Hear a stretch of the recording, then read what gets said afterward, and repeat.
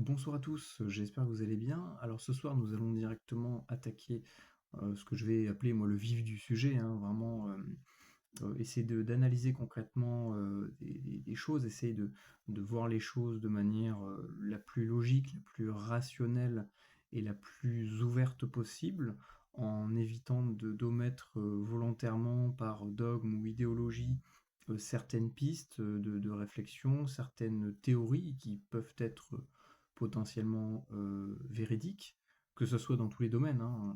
Et on a bien vu avec le temps que des choses qui nous semblaient complètement folles et illogiques ou impossibles à l'époque sont totalement logiques aujourd'hui avec justement le fait de comprendre, de s'intéresser, de creuser et de pouvoir comme ça compiler de l'information. Alors ce soir, nous allons parler d'un sujet un peu touchy, mais justement, moi c'est un sujet qui m'intéresse, mais j'essaye justement d'être très ouvert par rapport à ça pour éviter de justement retomber dans le piège, ce fameux piège des théories. On va parler on va analyser plutôt, on va dire en direct, même si la vidéo ne sera pas en direct, celle que vous regardez, mais l'idée c'est que moi j'écoute en direct la vidéo, donc vous ne la verrez pas, alors ça c'est pour des, une simplicité de logistique, droit d'auteur, etc. Je vais mettre la vidéo en fond, un peu en accéléré, et puis moi l'idée c'est de couper de temps en temps pour y répondre de manière la plus calme, posée et logique possible. Voilà, pour justement éviter de rentrer dans ce fameux piège. Donc on est ce soir sur la chaîne de Arcana les mystères du monde, pardon, chaque fois je me gourre sur le mystère. Donc Arcana les mystères du monde, une chaîne que j'adore, hein, que je suis depuis des années, et qui fait de temps en temps des lives sur des sujets un peu touchy, ça peut être l'ésotérisme, la magie, la sorcellerie, là, un peu tout ce qu'on veut. Ce soir, ça va être secte, société secrète et théorie du complot avec Jean-Pierre Monteuil. Alors, je vais volontairement passer les 15 premières minutes, qui sont plus une introduction sur son travail, qui il est, qu'est-ce qu'il a fait, son bouquin, etc. Puisqu'en fait, c'est surtout pour présenter son bouquin, mais tout en bien sûr en parlant de ce sujet. Voilà un petit peu son parcours. C'est un ésotériste qui a fait pratiqué pas mal de disciplines sportives et autres. Enfin bon, voilà. Je vous mettrai le lien dans la description de la vidéo. Au moins vous pouvez voir l'intégrité de ce live. Moi je vais directement sauter à 14 minutes 40, là où ils vont vraiment commencer à parler du sujet. Puisqu'avant ça, voilà, il n'y a pas d'intérêt à le diffuser. Donc l'idée ça va être voilà, d'arrêter de temps en temps, puis de vous dire un petit peu moi ce que j'en pense et de donner différents points de vue. Voilà. Parce que l'idée de leur vidéo, c'est aussi de donner un point de vue, un autre point de vue. Donc je trouve ça normal que du point de vue de ceux qui se questionnent et qui ne mettent, voilà, qui ne mettent pas de côté certaines théories, qui disent bah, c'est peut-être possible, ou il y a peut-être un complot mondial, on n'en sait rien, peut-être que c'est possible, eh bien réfléchissons là-dessus, essayons de voir les choses concrètement, factuellement, euh, de la manière la plus rationnelle et vraie possible. Et que je dis vrai, c'est-à-dire que bah, lorsque quelque chose est faux, bah, il faut des fois accepter que bah, juste c'est faux en fait. Voilà. Ça c'est pas facile et justement aujourd'hui c'est ce que je remarque, c'est que ben, de plus en plus il y a des extrêmes qui se montent, que ce soit dans tous les domaines, et en fait ça bloque le débat. Moi l'idée de ce type de contenu c'est justement de remettre un petit peu les choses à plat, de calmer le truc, mais en apportant quand même des contre-réponses par rapport à ce qu'il dit, parce qu'en fait, j'ai pas écouté tout le live en entier, on va pas l'écouter en entier parce il fait 2h20, là, on en aurait jusqu'à 3h du matin, mais l'idée c'est de prendre une petite partie et déjà d'y répondre, et puis si ça vous intéresse, on répondra, on fera la suite. Donc 14 minutes 40, on est parti. D'ailleurs, c'est important de préciser que ton livre traite bien donc de l'hypothèse du grand complot mondial et non pas de nier les complots qui peuvent exister et qui ont existé au cours de l'histoire. On va avoir l'occasion d'en parler. Et d'ailleurs, justement, J'espère que je vous propose qu'on entendez attaque la bien. première vague de questions et surtout qui est le point central de ton livre, c'est-à-dire la théorie du grand complot mondial. Qu'est-ce qu'on peut en dire? Et j'aurais une première question pour aborder un petit peu la problématique, c'est tout d'abord d'où est-ce qu'elles viennent, ces différentes théories du complot qui fusionnent habituellement en une seule, et y a-t-il toujours eu des théories du complot, ou alors est-ce une maladie un petit peu de notre siècle? Alors, il y a plusieurs questions en une, effectivement. Euh, D'abord, la notion de complot, elle est consubstantielle à l'être humain.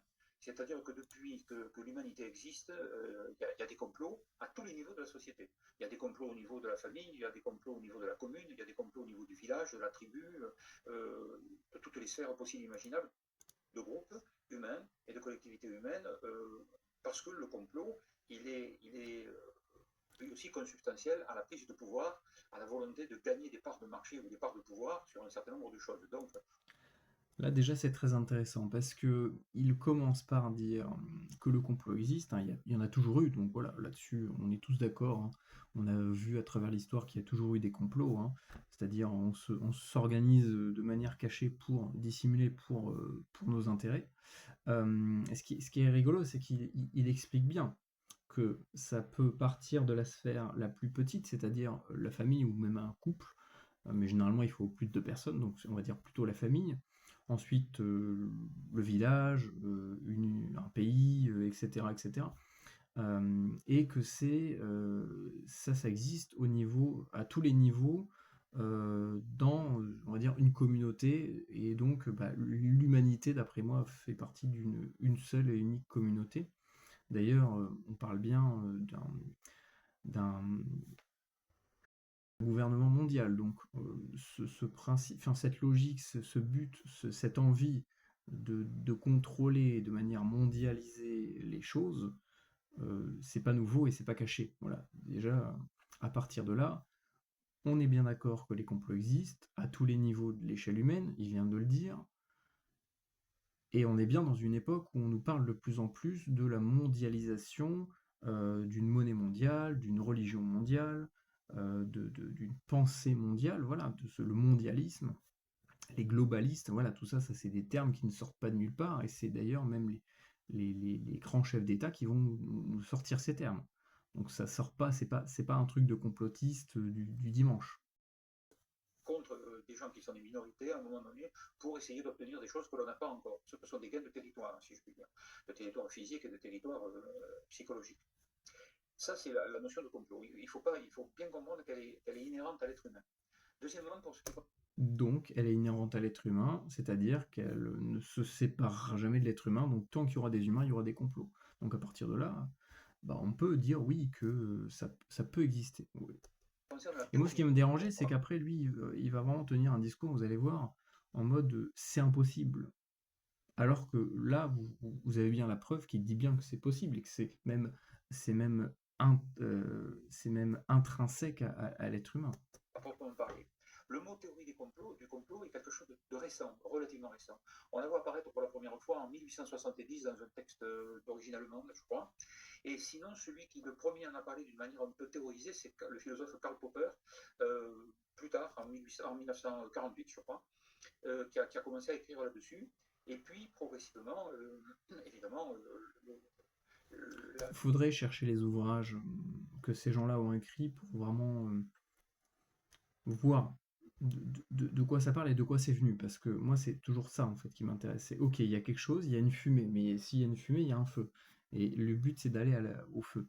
Donc là, bah, ok, cette personne-là, Popper, 1948, voyons les ouvrages qu'il a écrits et de quoi il parle, et voyons si on peut remonter le fil d'Ariane, en fait. Je pense que c'est la vraiment ça notion qu'il faut faire. de complotisme a gagné euh, au Et fur et à pourquoi mesure. aussi je fais cette vidéo? Parce que vous voyez, là, il utilise le terme complotiste.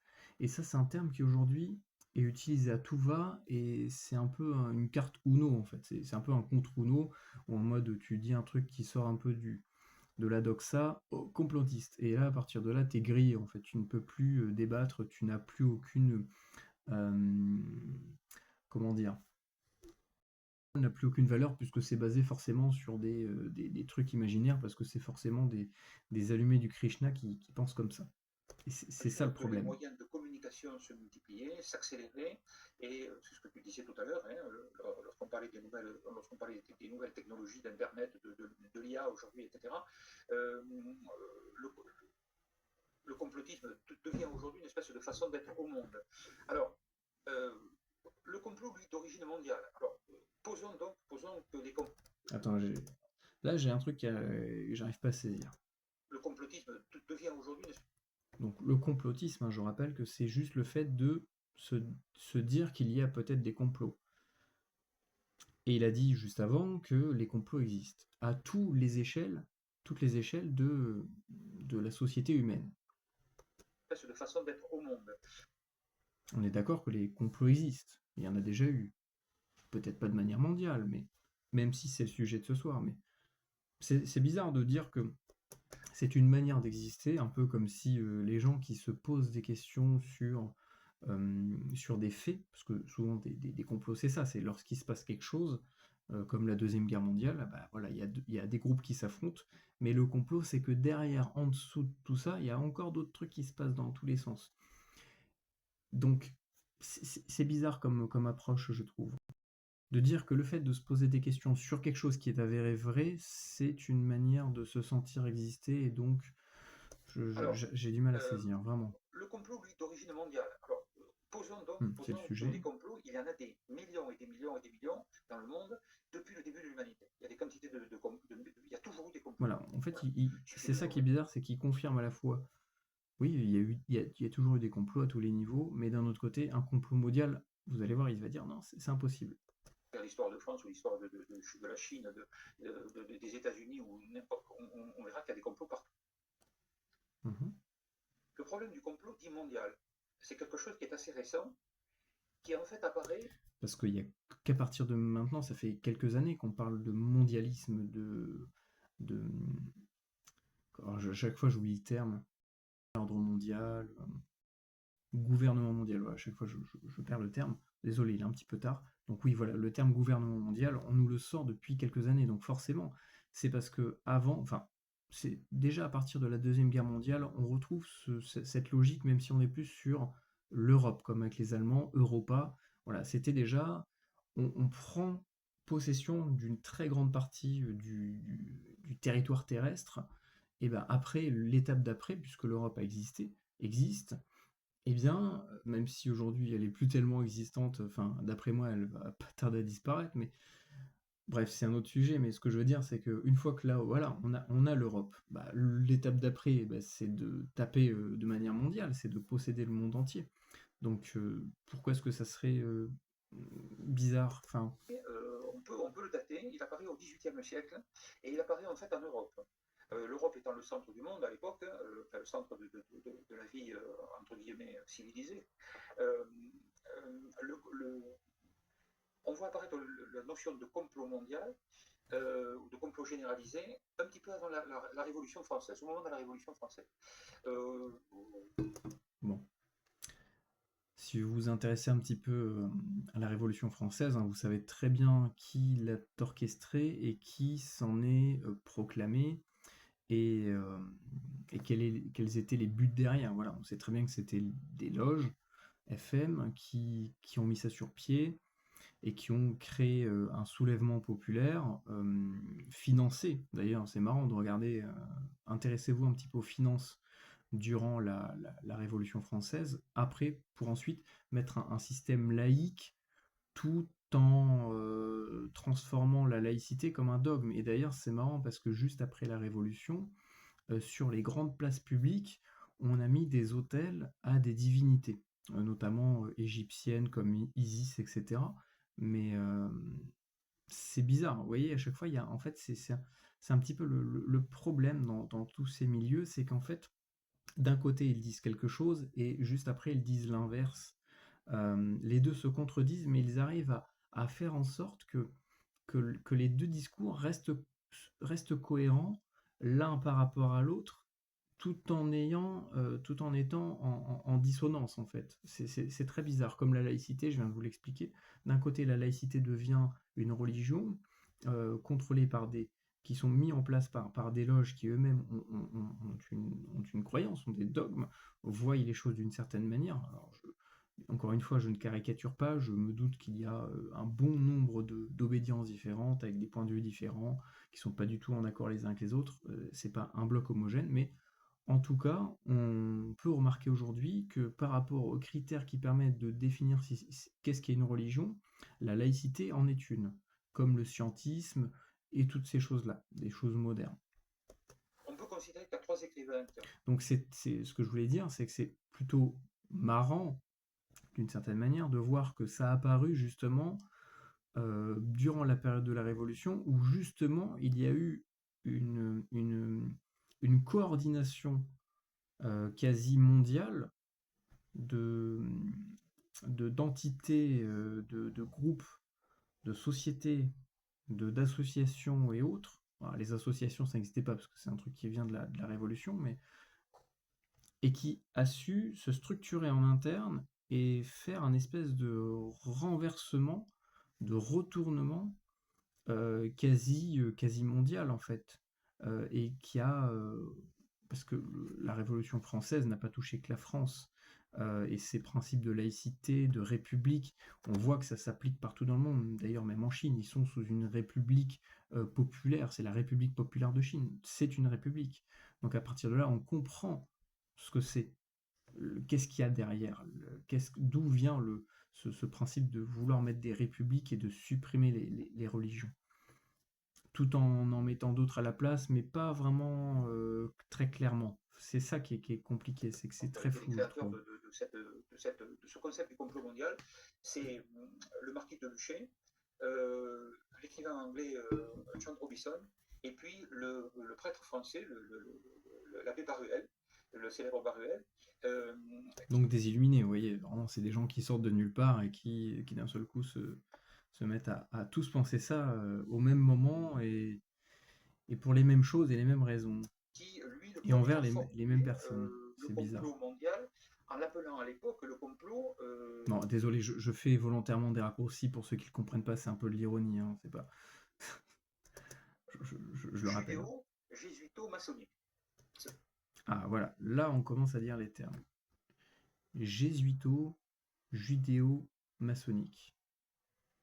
Alors au premier abord, c'est vrai que ça peut sembler bizarre. Alors, judéo, donc les juifs, il a dit quoi? Judéo. Le complot. Non, c'était quoi? Jésuito-maçonnique. Jésuito-maçonnique. Et effectivement, c'est vrai que pour m'y être un petit peu intéressé, on remarque qu'il y a un lien, oui, même si ce ne sont pas les mêmes entités, il y a des connexions en fait. C'est vraiment ça que j'ai pu remarquer avec le temps. On reparlera un petit peu de la cartographie, on va essayer de cartographier tout ça. Il y a bien un lien entre la FM et les jésuites. Ne serait-ce qu'au niveau symbolique, les 3 clous, c'est les 3 points qu'on va retrouver sur les signatures, qui est notamment également une signature, un emblème cabalistique, oui, cabalistique. Donc voilà, en fait, on verra, ça c'est pas le sujet de ce soir, mais de ce que j'ai pu en comprendre, d'après moi, hein, il y a effectivement un lien entre tout ça. C'est pas, encore une fois, c'est pas de manière très claire, c'est bien le problème, c'est qu'on est toujours sur des sociétés ou des milieux religieux, spirituels assez fermés, qui sont très entre eux, et donc, bah, déjà, ne serait-ce qu'entre eux, il n'y a aucun intérêt à faire sortir de l'information, donc ça reste compliqué de savoir vraiment ce qui s'y passe, encore plus de connaître le lien qu'il y a entre des sociétés secrètes, des loges, des sectes, puisque justement, il l'a dit juste avant, il y a eu une attaque de plusieurs points pendant des années pour justement attaquer ces fameuses listes de sectes. Et d'après moi, certains milieux ésotérico-occultes, on va dire occulto-ésotériques, peuvent être littéralement considérés comme des sectes. Hein. Donc on était déjà sur une composition assez intéressante. Et après, il parle justement, c'est intéressant parce qu'il parle de plein de subtilités que j'ai eu du mal à comprendre au début, comme le fait que ça change de nom, ça change de forme.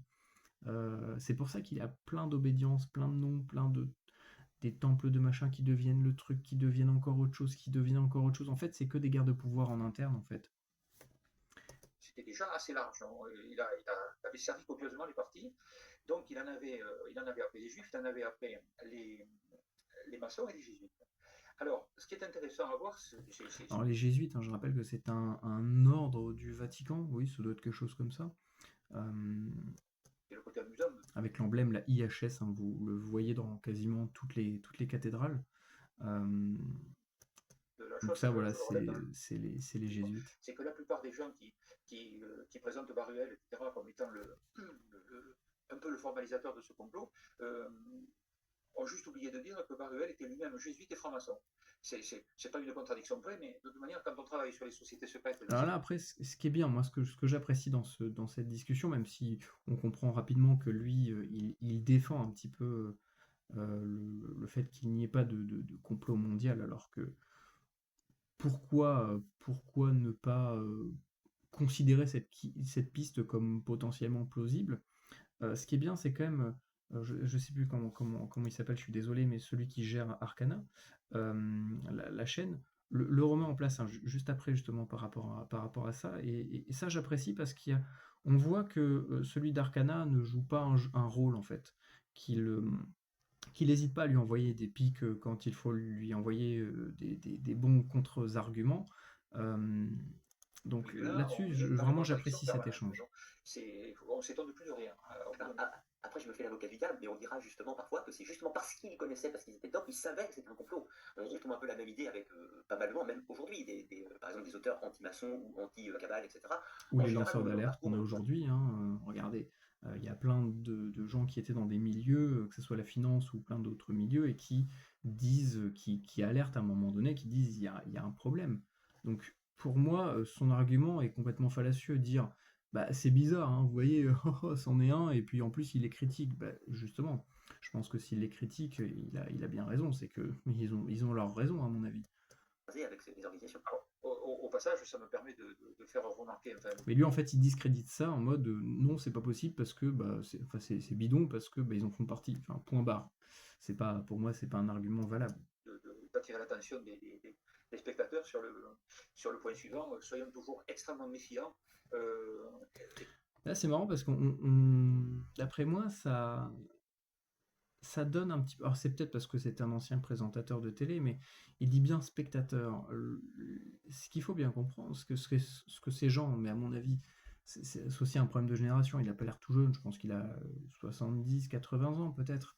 C'est qu'aujourd'hui, on n'est plus des simples spectateurs. Vous voyez, comme là, moi, je peux répondre à ses propos. Et c'est ça qui est intéressant, c'est qu'aujourd'hui, nous ne sommes plus spectateurs, et il faut bien que vous le compreniez, on est acteurs, on peut tous avoir un impact au quotidien, on n'est plus comme à l'époque où on regardait la télé et on était obligé de boire ce qu'on nous racontait sans pouvoir laisser un commentaire ou répondre ou réagir, etc. etc.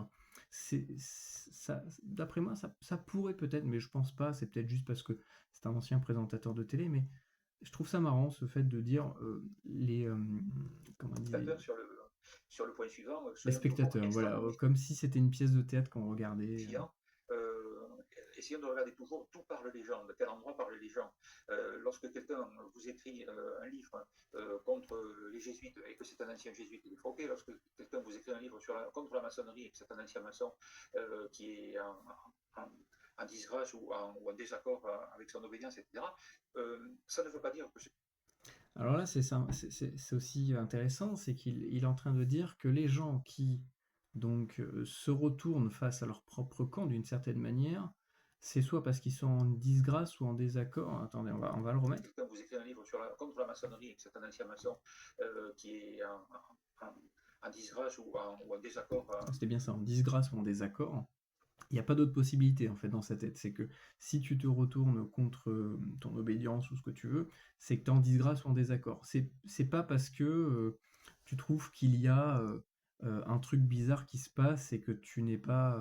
Si, c'est peut-être ça, en désaccord, mais je pense que euh, avoir une volonté de- d'alerter les autres, c'est pas juste un problème de désaccord. Si tu n'es pas d'accord avec quelqu'un, bah, tu dis ok, bah, on n'est pas d'accord.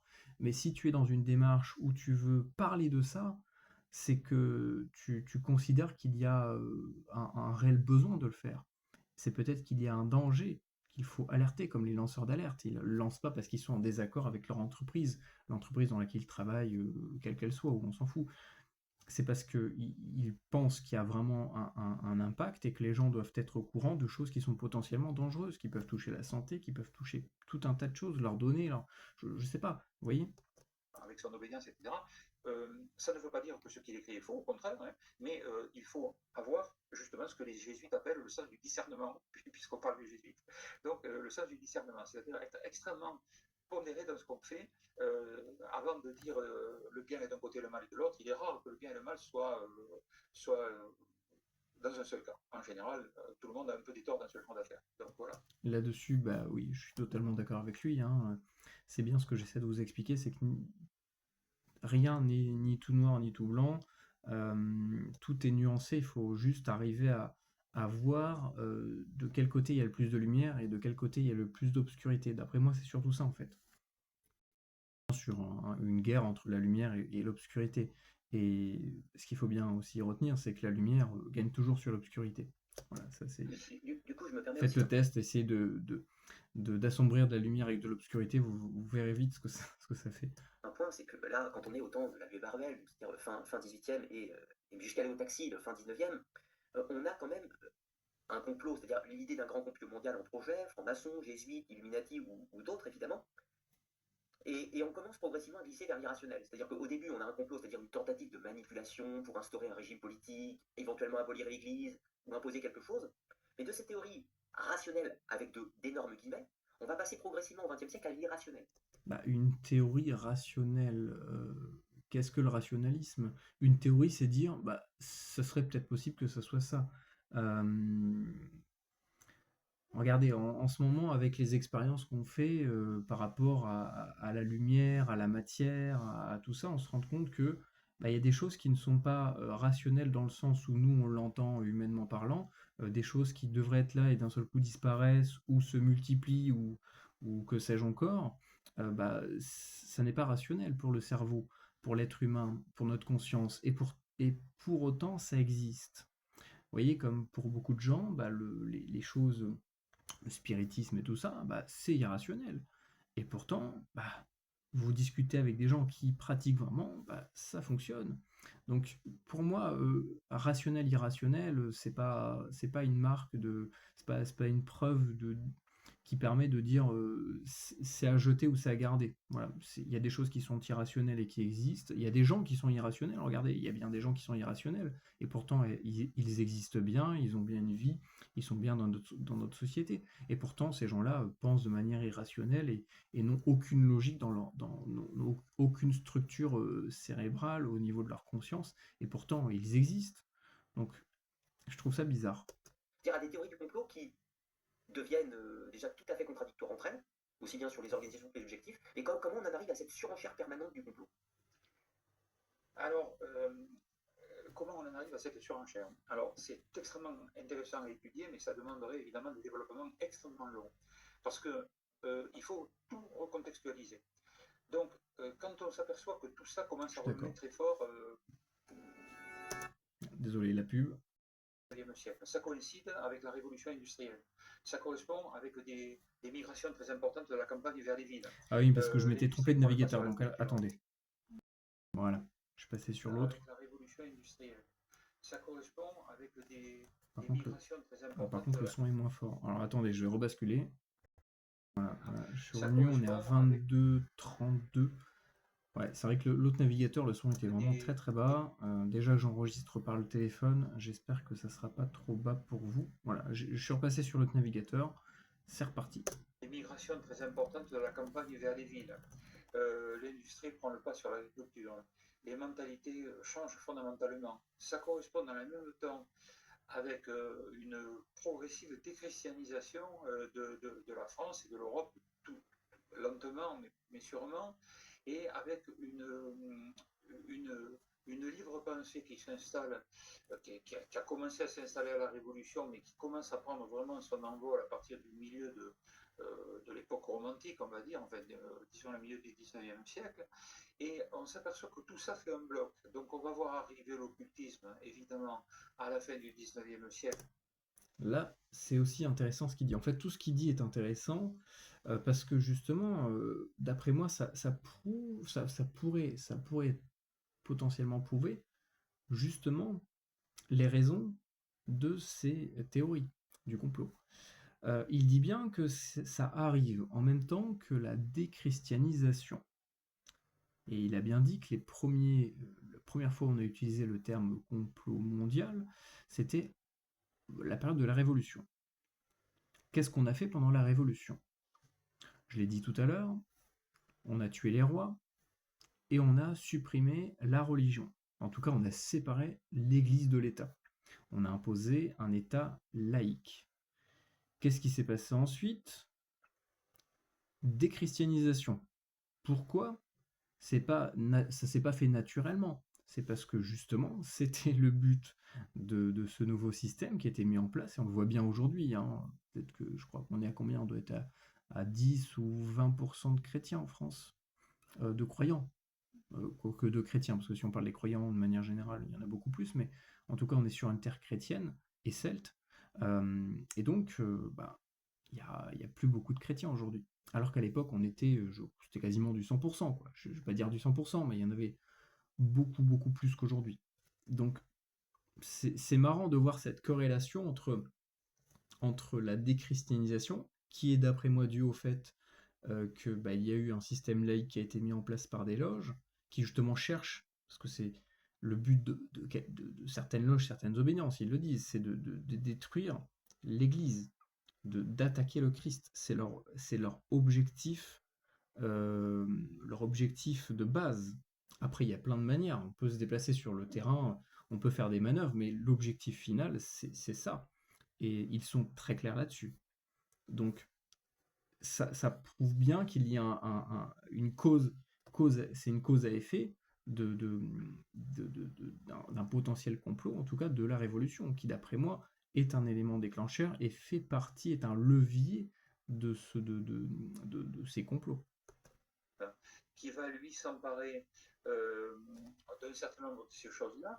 Et pardonnez-moi des raccourcis que je vais faire, là ça demande un effort mental pour sauter d'un point à l'autre, pour jumper d'un point à l'autre, mais deux grands éléments interviennent là au milieu de tout ça, c'est le marxisme et les usages qui sont faits du marxisme, et la psychanalyse, les découvertes de Freud et de l'école psychanalyste par la suite, qui vont être deux piliers qui vont structurer jusqu'à nos jours la société moderne dans ses soubassements, mais d'une manière évidemment très complexe, avec des ramifications en tout genre. Vont s'ajouter à ça évidemment les perturbations que tout ça entraîne au niveau des guerres, donc la guerre de 70, la guerre de 14, la guerre de 40, etc. Toutes ces guerres qui s'empilent les unes sur les autres. Et ça c'est pareil, moi j'aimerais bien analyser de manière au niveau des symboles, des cultes, des sociétés qu'il y avait à l'époque durant la Deuxième Guerre mondiale notamment, et ça sera très intéressant parce que j'ai déjà repéré quelques pistes à creuser là-dedans. Et les techniques de communication qui grossissent en même temps, qui grandissent, qui s'accélèrent, une accélération de l'information, une perte des valeurs au sens complet. Mais ce qui est intéressant, ça fait le lien avec ce qu'il disait juste avant, la déchristianisation, c'est qu'en fait il explique jamais de quoi c'est dû. Parce que je suis désolé, mais quelque chose n'arrive pas par hasard. Si le verre est cassé, c'est que vous avez fait tomber le verre. Si la baignoire se remplit, c'est que vous avez ouvert le robinet. Là, en fait, il parle d'effet, mais pas la cause. Et moi, j'aurais bien voulu connaître son point de vue par rapport aux causes qui ont déclenché ça. Qui continue, bien sûr, même s'il y a des valeurs de remplacement qui se mettent en place. C'est bien ça le problème. Heureusement, non. C'est bien ça le problème. C'est que le monde, l'univers a horreur du vide. Tu enlèves quelque chose, il y a autre chose qui se met à la place. Si tu enlèves de l'eau, à la place il y a de l'essence qui coule dedans, c'est pas une bonne chose. Cette espèce de grand complot mondial devient un gigantesque fantasme, qui est une sorte de bulle de refuge. C'est un refuge dans lesquels... Là, on va arriver dans un point de vue que je vais appeler, moi, extrêmement moderne, c'est-à-dire ces 3-4 dernières années, par rapport à tout ce qui s'est passé, le Coco Circus, etc., de vraiment faire passer les gens qui pensent qu'il y a des complots comme des gens qui sont un peu perdus. Je sais pas comment dire ça, mais là, il parle bien de se réfugier là-dedans, alors qu'il est juste question de se questionner, en fait. C'est juste dire, de remettre en question certaines choses, de dire, peut-être que là, il y a un truc bizarre qui se passe.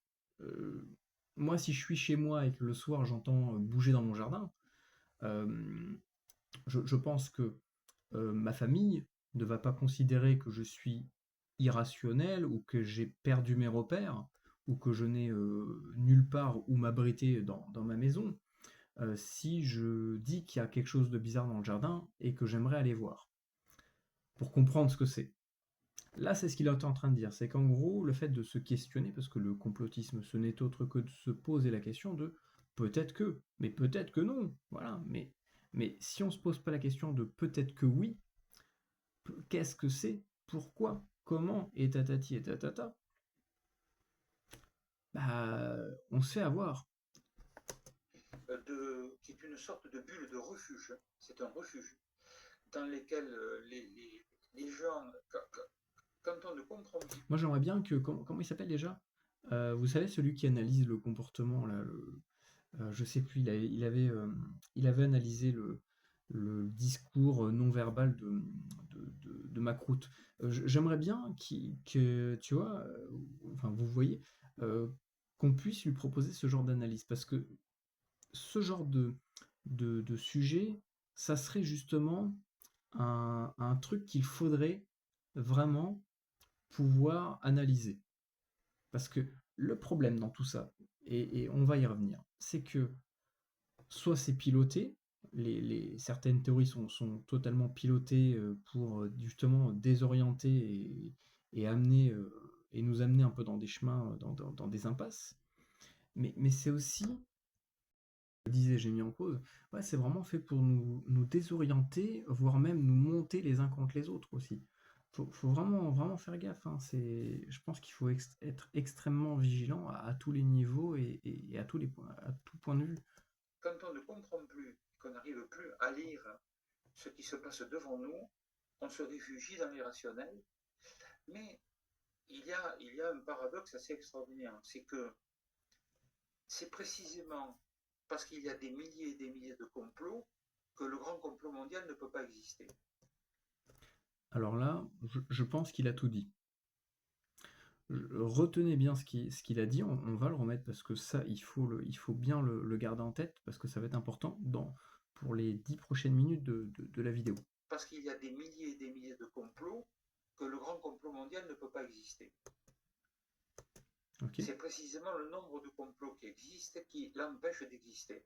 Il y a une sorte de plafond de verre au-dessus de la capacité. Et ce plafond de verre, on le constate à tous les niveaux. Il suffit de constater aujourd'hui le retour des nationalismes, y compris des nationalismes, des provincialismes, des régionalismes, etc., et tout ce qui finit par isme, pour se rendre compte à quel point il y a un repli sur le local pour bien comprendre qu'il y a une impossibilité totale à faire du global général. Ça, c'est super intéressant. Il est en train de dire que vu qu'il y a un repli sur le local, le communautaire, etc., le complot mondial, ça ne peut pas exister. Mais justement, ces réactions sont la réponse naturelle. C'est un peu comme lorsque il y a des virus qui vont rentrer dans l'organisme, votre corps va automatiquement réagir. C'est un peu les anticorps. C'est un phénomène naturel et universel, pour un peu rester dans le thème. C'est action-réaction. On essaye d'avoir un contrôle, un gouvernement, une religion, une manière de penser, une politique, un dirigeant, une monnaie mondiale. Derrière, les gens réagissent. Mais en fait, il est en train de retourner un peu le truc en mode oui, mais vu que en fait ils sont tous recroquevillés en mode régional, bah, le truc mondial il peut pas exister. Mais c'est l'inverse, c'est parce qu'il existe que les gens se replient. Et en fait, c'est ça quasiment tout le temps. C'est ça qui est problématique, c'est que d'un seul coup, il dit à chaque fois les conséquences en les faisant passer pour des raisons, mais tout en ne donnant pas les raisons clairement. Mais il les avoue d'une autre manière. Je rebondis sur ce que tu dis à l'instant, c'est ce qu'on appelle un peu les impossibilités logiques. Évidemment, Et aussi parce qu'il faut comprendre que ça touche d'autres domaines que de l'humain. Euh, D'après moi, dans tout ce qui se passe, ce sont d'autres forces aussi qui sont en jeu. Et d'ailleurs, on parle bien de sectes, de sociétés secrètes, qui sont liées aux théories du complot. Et généralement, théories du complot, vous n'allez pas pouvoir les déconnecter du terme secte ou société secrète ou ce genre de choses. Mais généralement, c'est ces deux thèmes parce que c'est lié. Euh, mais quel est le point commun entre secte et société secrète? C'est qu'il va y avoir une philosophie, une doctrine, des enseignements, des dogmes, des croyances, et ça touche systématiquement au domaine du spirituel, de l'ésotérisme, du paranormal, du divin, etc. Et on ne retenez peut bien ça. pas forcément prouver l'existence du grand complot mondial, mais de fait, on ne peut pas non plus prouver son inexistence. Beaucoup de gens me diront, oh oui, mais c'est pas parce qu'on n'a Alors lui, pas la il a tout preuve compris. aussi ou ça que cela n'existe pas. On ne peut pas, je prends l'exemple que je prends toujours, mais les vampires n'existent pas, eh bien, personne n'en a jamais vu, et peut-être que personne dans toute l'histoire de l'humanité n'en a jamais vu, cela ne veut pas dire qu'il n'existe pas. On ne peut pas prouver l'inexistence. Alors toi, tu travailles avec le concept de l'impossibilité logique. Et tu développes notamment toute l'organisation qu'il faudrait, en théorie, pour rendre viable ce grand complot mondial piloté par des organisations. C'est ça.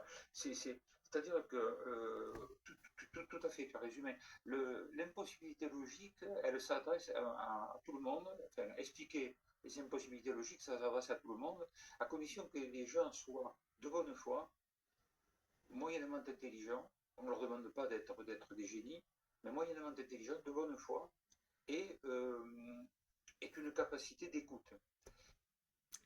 Eh bien, je recommande aux croyants, plutôt aux chercheurs d'il y a 1000 ou 1500 ans, de faire la même chose.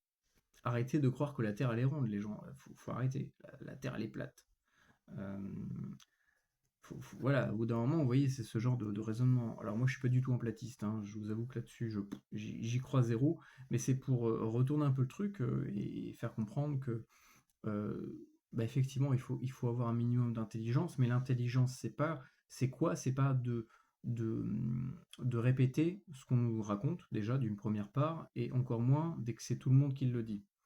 C'est pas parce que la majorité dit quelque chose que c'est forcément vrai. Il suffit de regarder les expériences de comment est-ce qu'on peut influencer au niveau d'un groupe pour voir que on peut très très très rapidement faire dire, croire n'importe quoi à n'importe qui, ou presque, par l'effet de groupe et par l'effet de pression sociale. Il y a des exemples où je crois que c'était dans une classe où, par exemple, il y avait le professeur qui mettait 2 plus 2 égale 5, eh bien, tout le monde va dire, voilà, les calculs, en fait, c'est une autre réponse, la réponse est fausse, et tout le monde dit que la réponse fausse est la bonne. Et en fait, ils font tous partie du complot, d'une certaine manière, du test, et il y a un seul candidat qui est vraiment là, qui est un peu le rat de laboratoire, et qui répond juste. Et tout le monde le regarde et il dit non, non, c'est faux. Et même le professeur lui dit mais c'est faux, tu as tort. Et il lui dit ben non, je comprends pas, attendez, je vais vous montrer. C'est vrai, regardez, le calcul, il est bon. C'est vous qui avez tort. Et au bout d'un certain temps, à force de répéter, de marteler, de créer cette pression, cette atmosphère, parce que c'est plus une atmosphère en fait, et ben la personne va se conformer en fait. Et va dire bah ok, bah 2 plus 2 égale 5. Et bam. Et en fait, ça marche, mais hyper rapidement. Et surtout aujourd'hui, avec les connaissances qu'on a en psychologie, en tout ce que vous voulez, on nous fait faire n'importe quoi. Et la preuve, regardez ce qui s'est passé ces dernières années. C'était du gros n'importe quoi et tout le monde a joué le jeu. Euh, Donc l'intelligence, ce n'est pas répéter bêtement, c'est au contraire se poser des questions et tout questionner et tout remettre en question tout en étant justement rationnel. posons un exemple qui est un exemple archi classique qu'on pose toujours dans les théories du complot. Euh, euh, je ne peux pas vous prouver que le Père Noël n'existe pas. Alors là, cet exemple, moi je suis désolé, mais là, c'est nul. C'est nul parce que résumer ça, en fait, on simplifie en mode. Enfin, il n'y a pas d'autre exemple parce que là, franchement, Je ne peux pas le je vais prouver vous, que le Père Noël existe. je Que vais le vous Père laisser Noël écouter. n'existe pas. Je ne peux pas le prouver que le Père Noël n'existe pas.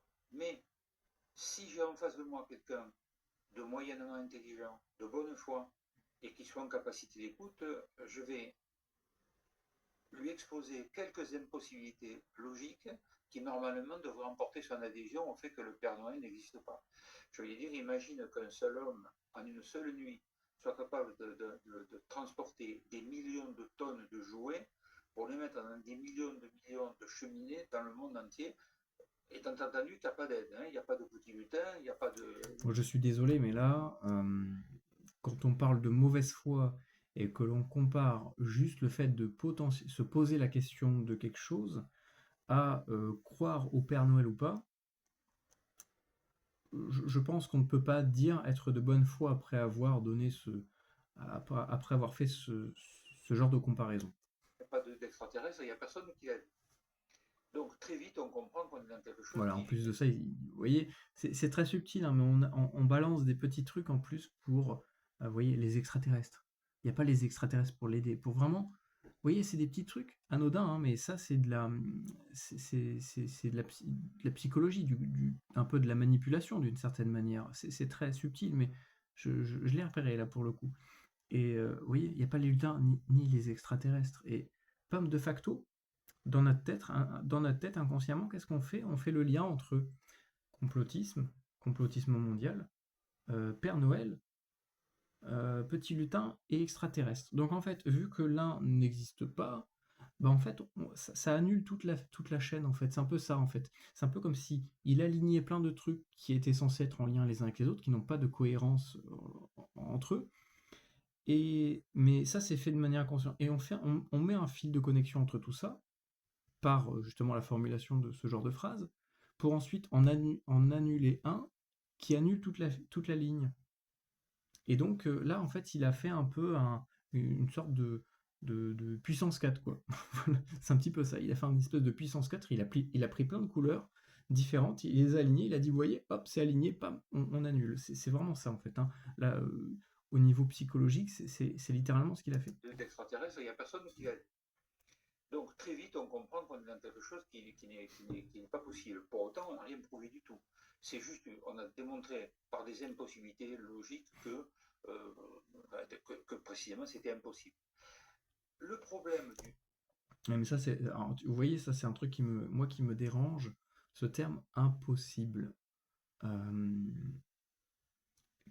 Comment est-ce qu'on... quelle est la définition de impossible et quelles sont les limites? Là où l'impossible peut commencer et là où l'impossible finit. Si on ne définit pas ça, il y a 100 ans, pouvoir envoyer une image à l'autre bout du monde en instantané par un petit téléphone qui tient dans la poche, pour beaucoup c'était impossible. Même pour tout le monde d'ailleurs, à part quelques visionnaires, et encore, ils imaginaient ça de manière beaucoup plus grosse.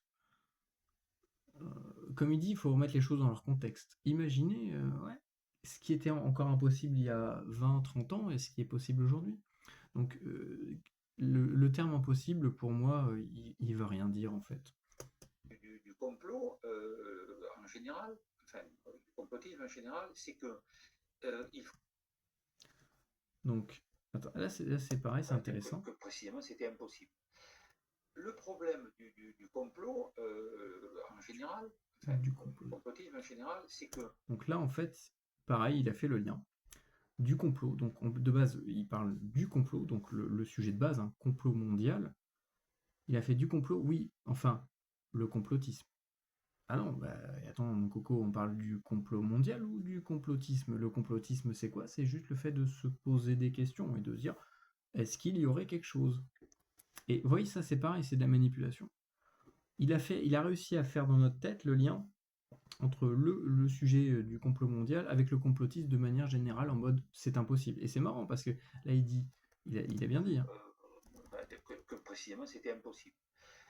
le problème du complot, en général, enfin, du complotisme en général, c'est que Et on est d'accord qu'à 15 minutes, il disait bien qu'il y avait que les complots existent depuis la nuit des temps et qui sont intrinsèques à l'être humain et qui sont à tous les niveaux de la société. Donc là, c'est bizarre de dire ça n'existe pas. Donc nous, on est resté dans notre tête sur le ça n'existe pas, c'est impossible. Complot à complot mondial, enfin le complot mondial à complotisme, pam pam pam, on fait pareil le lien et ça annule tout. Je trouve ça très de mauvaise foi pour le coup. il faut bien garder à l'esprit que c'est à celui qui affirme quelque chose de prouver, d'apporter la preuve, et non pas à celui qui est sceptique. Le sceptique, lui, n'a rien à prouver. Tu ne peux pas me retourner en me disant prouve-moi que ça n'existe pas. Sauf si on te prouve que ça existe. C'est bien ça le problème. C'était qui? C'était Sarkozy, non, qui avait dit le nouvel ordre mondial, on vous l'imposera et personne ne pourra rien y faire, personne ne pourra aller contre. C'était bien. Il y en a plein qui disent ça. Je comprends pas en quoi ça nous prouve qu'il y a, il y a quelque chose, il y a une volonté. On voit bien qu'ils sont tous accordés, ils sont tous copains-copines et qu'ils sont tous dans les mêmes sphères. Je comprends pas. Prouve-moi toi que ça existe. La charge de la preuve. Voilà, c'est la charge de la preuve. Donc voilà. Alors, bon, tous les sociologues qui traitent du problème du complot ont écrit ça. Il y a des dizaines de bouquins sur la question, des centaines de livres sur la question. Je n'invente rien. Oui, à savoir que c'est un milieu qui est, à mon avis, rempli d'ésotéristes et donc l'écrasante majorité des ésotéristes, sont liés de près ou de loin à des sociétés, hein, voilà. Donc forcément, bah oui, ils vont pas prêcher contre leur camp, enfin, c'est logique. Simplement, ce qu'il faut savoir, c'est qu'aujourd'hui, euh, le, le complotisme devient une façon d'être au monde, complotisme, conspirationnisme, appelons-le comme on veut, qui devient franchement préoccupant parce qu'il est extrêmement clivant, il devient clivant. Autrefois, on pouvait avoir, il y avait toujours des gens excentriques qui ne pensaient pas comme la moyenne des gens, comme la Bah norme. pareil, les complotistes sont forcément excentriques. Mhm. Mais Ok. aujourd'hui, le complot est clivant et coupe vraiment les gens en deux. Parce qu'il y a eu une complexification du monde, en fait. Il y a encore, je vois mes grands-parents, je discute avec eux, la vie ça n'avait rien à voir. Tu voulais travailler, bah t'allais à la ferme du coin et on te faisait travailler, et puis on te donnait de la monnaie. Aujourd'hui, tu veux un travail, il faut que tu envoies un CV, il faut que tu fasses ci, un entretien d'embauche et machin, tu fasses des documents, des trucs, que tu ailles à la banque, que tu fasses ci.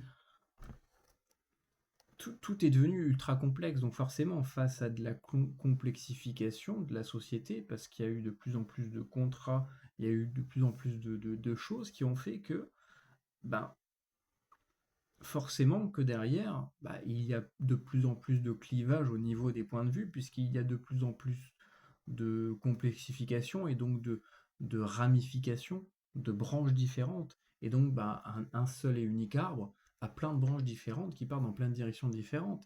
Est-ce que pour autant les branches qui sont au nord et les branches qui sont au sud ne font pas partie du même arbre? On le voit, il y a beaucoup d'intolérance de plus en plus. Et Oui, on peut se dire c'est vrai. que dans certains cas, ça peut mal finir. Donc c'est Mais pour assez qui? peu, Qui génère ça et pour qui? je pense, cette affaire du complotisme. Alors, je te coupe un instant parce que je vois une question que je trouve Ça, il étrangement est bon, très lui. intéressante sur le chat. C'est quelqu'un qui nous dit, eh bien justement, le Père Noël, ça c'est bien l'exemple d'un complot mondial. J'augmente un peu la phrase. Tous les parents se sont mis en tant qu'assistants et architectes de ce complot pour Là, faire il... croire à des individus jeunes et innocents de l'existence d'un être surnaturel qui leur apporte des cadeaux. C'est intéressant, je trouve. Absolument, mais alors, si on veut tirer le fil que nous tend l'auditeur, là, euh, on va leur Hmm. envoyer à la totalité des bases de croyances sur lesquelles sont établies nos sociétés et les structures de nos sociétés. Nous ne vivons que sur des fables.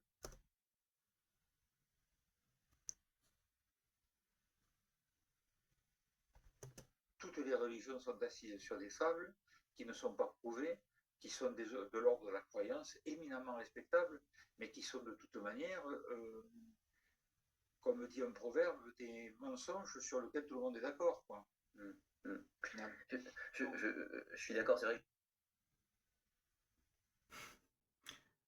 Il vient de prouver que tout repose sur des mensonges ou c'est moi? J'ai du mal à comprendre en vrai. D'une certaine manière, c'est ce qu'il dit. Il dit, au final, vu que tout le monde est d'accord, hein. Je passe pas mal de temps à tenter d'expliquer aussi la différence entre la notion de croyance, la croyance. Et puis, c'est quoi ce contre-argument là de bah, vu que le Père Noël il n'existe pas mais que tout le monde est d'accord, pour faire comme s'il existait, bah, c'est un complot. Bah, il a totalement raison, le gars qui a dit ça. Qui ne sont Et il répond en disant quoi? pas prouvés, qui sont de l'ordre de la croyance. Et il dit quoi? Bah attendez, mais tout notre système, voyons, il repose que sur des trucs complètement loufoques. Voyons, on pourrait remettre en question absolument tout. Bah c'est bien ça le problème, c'est que je sais pas, on est dans une période de déconstruction. Il parle tout le temps de déconstruire, déconstruire, déconstruire. Mais déconstruisons, les amis.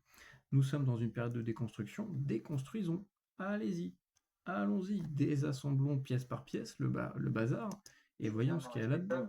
Mais qui sont de toute manière, comme dit un proverbe, des mensonges sur lesquels tout le monde est d'accord. J'adore. Désolé, je suis fan. C'est génial. Je suis d'accord, c'est vrai que je passe pas mal de temps bien. à tenter d'expliquer aussi la différence entre la notion de croyance. La croyance ne nécessite pas de preuves, et inversement, voilà, les mythes, on a le droit sur un plan historique, analyse et critique de douter de leur existence tout simplement. Ce qui ne veut pas dire que les croyants ont tort, c'est simplement qu'on n'a pas de preuve de leur existence. Tout simplement. C'est vrai qu'il y a absolument aucun mystique, on n'a aucune preuve archéologique, on n'a rien. Donc il n'y a pas de concurrence, il n'y a pas en soi de dispute au sens péjoratif du terme possible. D'accord, alors il n'y a pas de dispute possible et il n'y a pas... Il n'y a pas en soi de dispute au sens péjoratif du terme possible. C'est vrai que les religions ne se disputent absolument pas. Ils vivent en paix, en harmonie, ils se font des bisous le matin. Coucou David, ah salut Mahomet. Oh salut Jésus. Oui, oui, bien sûr. T'as pas oublié hier hein bon, j'arrête, je vais pas faire de blagues. Et ça m'amène à une question qui, je trouve, est un petit peu le cœur du problème. On est dans une société qui s'est déchristianisée, parler de la France, grosso modo. Pourquoi? Les gens ont perdu le lien, la connexion avec la religion. À tort ou à raison, hein, c'est pas un jugement, mais c'est un fait. Or, je pense fondamentalement, comme Mircea Eliade, que l'homme a ontologiquement besoin d'une spiritualité, sous une forme ou une autre. Et de ce fait, aujourd'hui, quand l'homme n'a plus de spiritualité, il a besoin de trouver la cause des causes, une raison ontologique à son existence, et le complot est une façon aussi de dire, eh bien voici ma vie, mais tout ce qui se passe, il y a une force de l'ombre responsable, que je ne peux pas identifier, que je ne peux pas bien voir, mais qui existe. Est-ce que tu ne penses pas qu'on est dans cette religion de substitution avec ce qu'on pourrait appeler les théoriciens du complot? Alors avant qu'il continue, je trouve ça super intéressant ce qu'il vient de dire. Que la substitution à la religion, c'est le fait d'identifier un ennemi de l'ombre qu'on ne peut pas clairement définir. Si on regarde toutes les traditions de quasiment tous les peuples, il y a systématiquement le même adversaire, avec plus ou moins les mêmes propriétés, qui est l'ennemi de la lumière.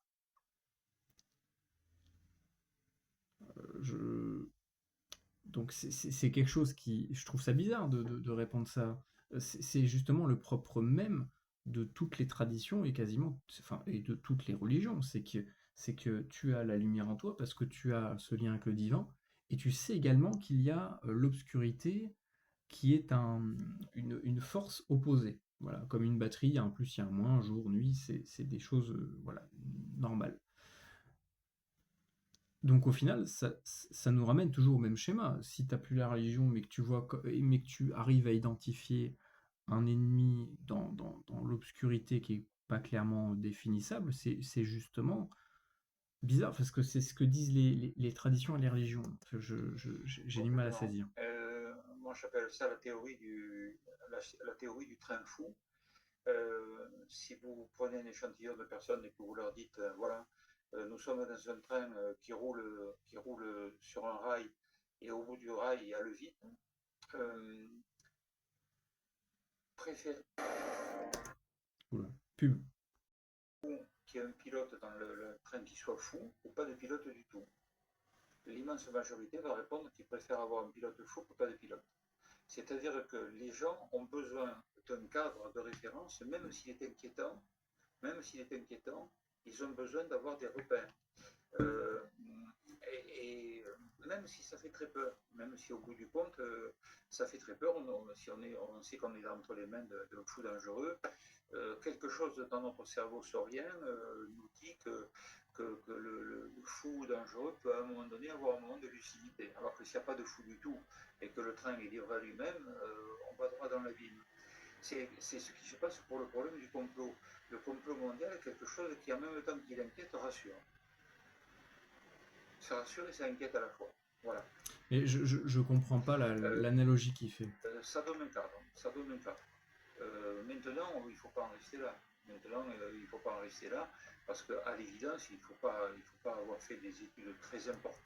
Je comprends pas son analogie parce que l'idée du. J'avais jamais entendu cette métaphore, mais le train fou, c'est-à-dire que la majorité des gens qui sont dans le train préfèrent avoir quelqu'un qui fait n'importe quoi et donc tu ne peux pas prévoir ce qui va se passer, plutôt que de se dire il n'y a personne dans le train, donc je vais forcément aller tout droit et ça freinera pas et ça ira forcément dans l'autre gare.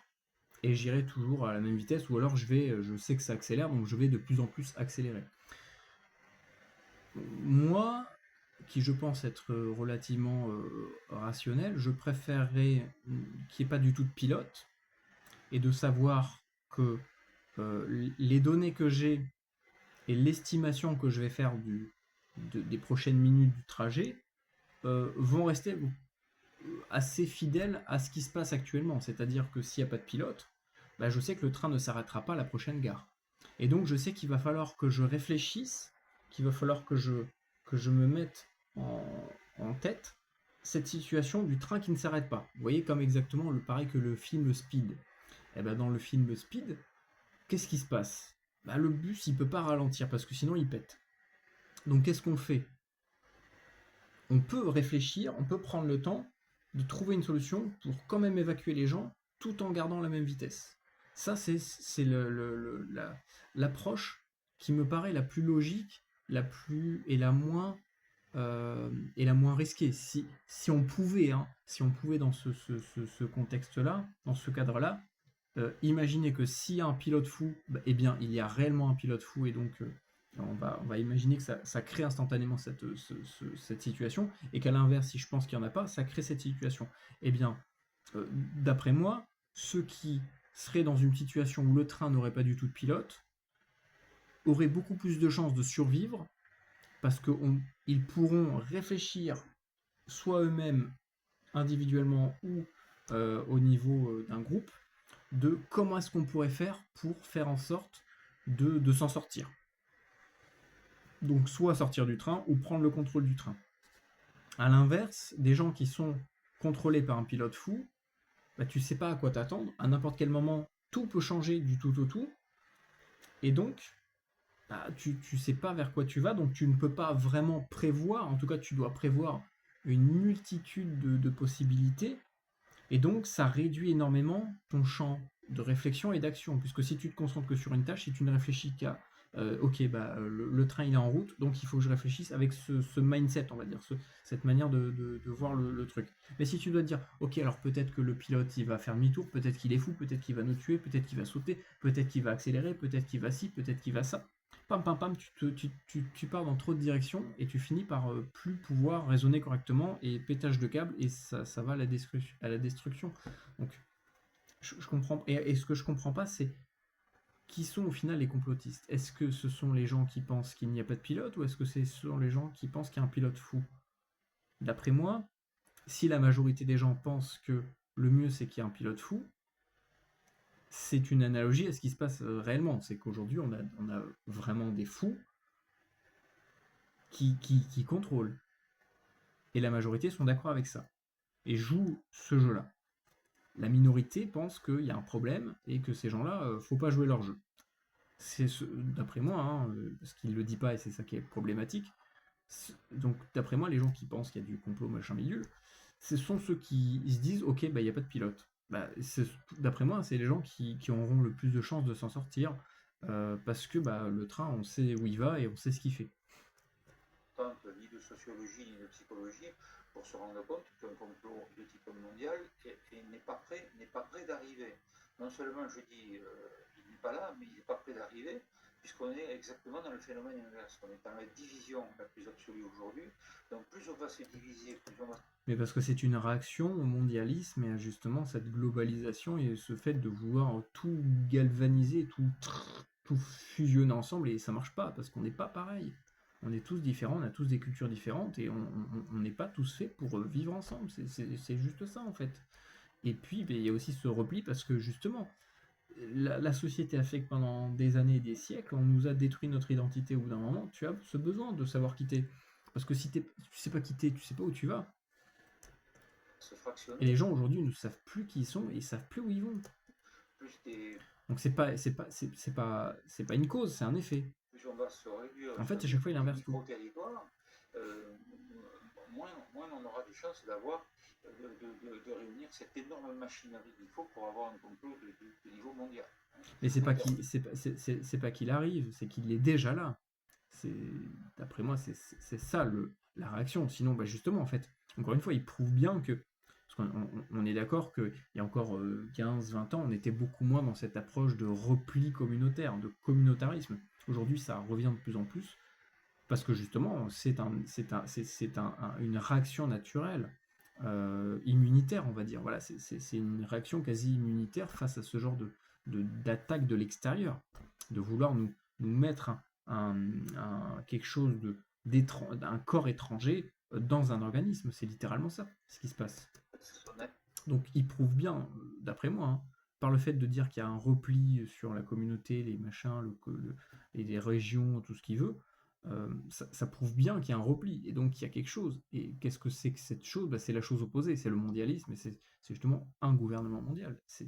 On est en plein dedans. En termes de personnes, en termes de télécommunications, en termes de connaissances, en termes de garantie sur la vie de ces gens-là, sur la vie de leurs descendants et de leur famille, sur leur capacité à garder le secret. Enfin, il suffit de se poser 5-6 questions pour comprendre que c'est impossible. C'est totalement impossible. Je ne comprends pas les critères qu'il prend en compte par rapport au sujet. Mondial. En termes de personnel, en termes de personnes, en termes de télécommunications, en termes de connaissances, en termes de garantie sur la vie de ces gens-là, sur la vie de leurs descendants et de leur famille, sur leur capacité à garder le secret. Enfin, il suffit de se poser 5-6 questions pour comprendre que c'est impossible.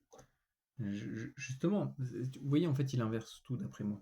Là, il parle des télécommunications, du fait d'échanger de l'information et de pouvoir vraiment... Alors, je vais réécouter parce que je suis désolé. Garantie sur la vie de ces gens-là, sur la vie de leurs descendants et de leur... En termes de personnel, en termes de personnes, en termes de télécommunications, en termes de connaissances, en termes... Voilà, on parle bien de télécommunications, c'est l'échange de l'information en termes de connaissances, donc la prise de conscience de quelque chose. Ok, je comprends maintenant ce que c'est que ça ou ça.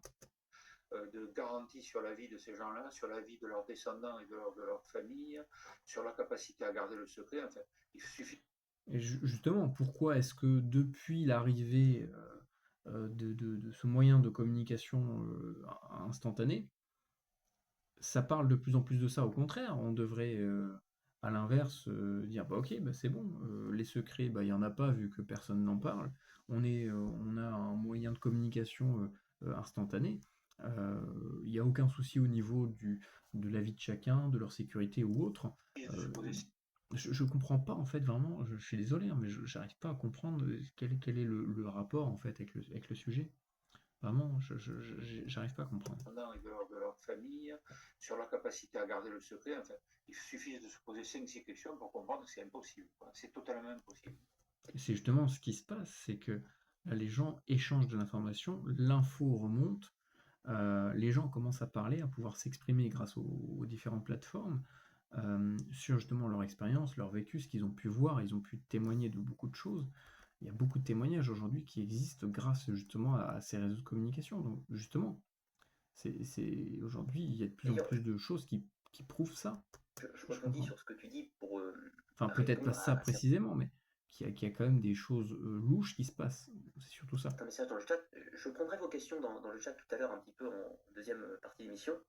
Et je vois beaucoup de personnes qui me citent des exemples de complots. Alors, pour les énumérer, que ce soit le 11 septembre, que ce soit le Covid, que ce soit les extraterrestres, les pyramides, on cite des exemples. Et ce qui est intéressant par rapport à ce que je viens de vous expliquer, c'est que chaque fait indépendamment, on peut l'étudier indépendamment et en trouver peut-être une logique, peut-être même un complot. Mais il y a une différence voilà, un événement, quel qu'il soit, et le pouvoir le mettre dans la machinerie gigantesque du grand complot. Et c'est vraiment tout le travail de ton livre. En fait, le problème, il est là, et je me heurte beaucoup dans la conversation, dans l'explication, avec les gens là-dessus, sur ce point. C'est-à-dire que non seulement je ne nie pas que les complots existent, mais je dis que le monde n'est fait que de complots. Donc comme on parle du 11 septembre, comme on parle des vaccins, comme on parle de ce qu'on veut, qu'on ait des preuves ou qu'on n'en ait pas, je n'ai aucun problème par rapport à ça. Les complots, il y en a des quantités, il y en a des milliers, voire des millions. On parle bien d'un complot mondial, architecturé à l'échelle du monde, donc qui soit une seule organisation avec vraiment Voilà, en fait, c'est ça. Lui, vraiment, ce qu'il faut retenir, c'est que pour lui, je pense que c'est le fondement de sa pensée, de son opinion. Ça n'est que mon point de vue, hein, mais que pour lui, il faut qu'il y en ait qu'un seul et unique, structuré de manière mondiale, pour que ça soit véridique. Donc, si par exemple, imaginons, il y a deux complots mondiaux, ou 3 ou 10, ça marche plus. Genre, ils s'annulent entre eux puisqu'il n'y en a plus qu'un. Il n'y en a plus un, mais il y en a plusieurs. Et là, le sujet, c'est un et pas plusieurs. C'est singulier et pas pluriel. la pyramide au sens le plus géométrique du terme, avec en haut un seul, j'ai presque envie de dire, un seul dirigeant, parce que si Et là, d'après moi, il y a la réponse. on a plusieurs dirigeants, c'est pas un complot mondial, hein, c'est une collectivité, donc on est déjà dans le risque de fractionnement, donc ça veut dire que ça va se rediviser, et d'ailleurs... Et on va garder ce principe en tête de pyramide. C'est ça qui est intéressant, c'est que à chaque fois qu'il dit quelque chose, ça va nous servir quelques minutes après pour décoder un petit peu ce qu'il dit. Ce que je démontre au niveau des sociétés secrètes et pourquoi j'explique que les sectes et les sociétés secrètes, on va y venir, je pense, Juste après, oui. ne peuvent pas effectivement, ne représentent pas du tout le sommet de la pyramide d'un éventuel complot mondial. Ah non, C'est qu'elles n'ont, mais elles font partie de elles n'ont cette jamais pyramide. cessé de croître, elles naissent, elles vivent, elles croissent et elles s'effondrent. Ça, c'est quelque chose que j'ai compris et dont je vous parlais tout à l'heure, qui m'a pris beaucoup de temps à comprendre, c'est que vous prenez n'importe quoi, n'importe quel ordre, n'importe quelle obédience, n'importe quel groupe, philosophie ou autre. En fait, il y a une idée de base, et à chaque fois, ça meurt, et ça prend une autre forme, et ça meurt, et ça prend une autre forme, et ça meurt, et ça prend une autre forme. Et en fait, de 1, il y en a 2, de 2, il y en a 4, de 4, il y en a 8, etc., etc., etc. C'est vraiment un arbre, en fait. Pourquoi? Parce que c'est pas des choses qui sont faites pour durer, et d'après moi, la réponse va être très claire. Elles renaissent, On va la voir elles après. recroissent, elles s'effondrent. Et elles n'arrivent pas à franchir un certain seuil. Et je pense que là, en fait, il répond justement, il donne l'identité de par le fonctionnement, le principe de cette mort et de cette régénération pour en faire plein, plein, plein, plein, plein, hein, se multiplier. D'après moi, il donne justement il révèle un peu l'identité Les plus anciennes que du l'on problème. connaisse ont changé en 40 ou 50 ans, ont changé de nom, ont changé Mm. d'objectif, ont changé de dirigeant, ont changé de lieu, etc. Donc elles ne sont plus du tout les mêmes, de fait. Voilà. Mhm. Oui, ce ne sont plus les Dire mêmes. aujourd'hui, tout le monde parle des Illuminati, par exemple, Mais il y a quelque chose qui les réunit tous. aujourd'hui. Et personne, d'une manière sensée, calme, pesée, est capable de dire Monsieur Untel, Madame Untel, etc. sont des Illuminati. Voilà les preuves, voilà d'où je le tiens, etc. Alors, d'où je le tiens, ça peut être une opinion, c'est ma concierge qui me l'a dit, ou je l'ai lu dans tel journal, etc., etc. Ça, ce ne sont pas des preuves. La preuve, c'est pas, une opinion n'est pas une preuve. Une opinion, ce n'est pas une preuve. Une conviction n'est pas une preuve. Le truc qu'il faut comprendre, c'est que les gens signent. Vous voyez, c'est un petit peu comme ceux qui font du graffiti.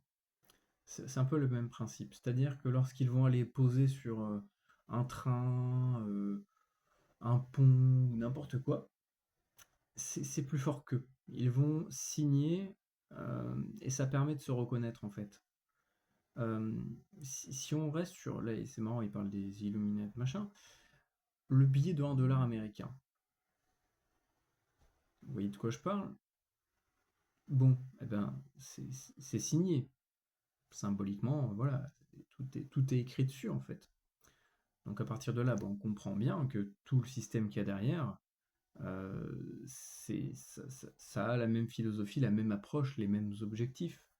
Je sais pas si vous voyez ce que je veux dire, mais que chaque fois, tout est signé. Mais que si justement on est profane et que on comprend pas les symboles, on comprend pas ce qu'il y a derrière, et on est ou alors qu'on pense le comprendre, c'est aussi ça le souci, il en parle. C'est des gens qui voyaient des Illuminati partout, machin, oh là là, alors que c'est pas déjà un seul truc comme la FM, c'est pas un bloc, c'est plein de blocs qui eux-mêmes sont opposés des fois les uns aux autres, mais il y a un truc qui les réunit tous quand même. La sincérité n'est pas une preuve. Je vois. Mais tout cela, ils signent. C'est justement sur des livres. Vous pouvez retrouver énormément de livres avec les trois triangles. Là. On parlait des jésuites tout à l'heure. Bon, bah, c'est d'après moi, ça peut être une signature kabbalistique, ça peut être les 3 points des 3 clous jésuites, ça peut être une forme de signature, mais ça, si on est profane, on le remarque pas. Et tout est signé partout, en fait. Hein. Donc à partir du moment où on comprend, où on peut décoder les symboles, et qu'on sait ce qu'il y a derrière, et ben on comprend qu'en fait, bah, comment dire, D'où je le tiens, ça peut être une opinion, etc. et ben L'opinion n'est pas une voilà, par rapport à ce qu'il dit, de prouver, bah, c'est une preuve, je pense, plus qu'irréfutable, puisque eux-mêmes se proclament le signe. Quelqu'un qui va signer ABCD dans la rue, et que vous le voyez signer ABCD dans la rue, ben, il pourra, si vous l'attrapez, il pourra pas vous dire, mais c'est pas moi qui signe ABCD. Vous voyez? Là, c'est ça. Là, je pense que c'est plus qu'une preuve irréfutable de, de, de l'existence et de l'appartenance à certaines philosophies, certains courants, etc. sincérité n'est pas une preuve. Je vois. Vérité, tout ça. Et, Et là, il parle vraiment comme s'il y avait rien, tu sais.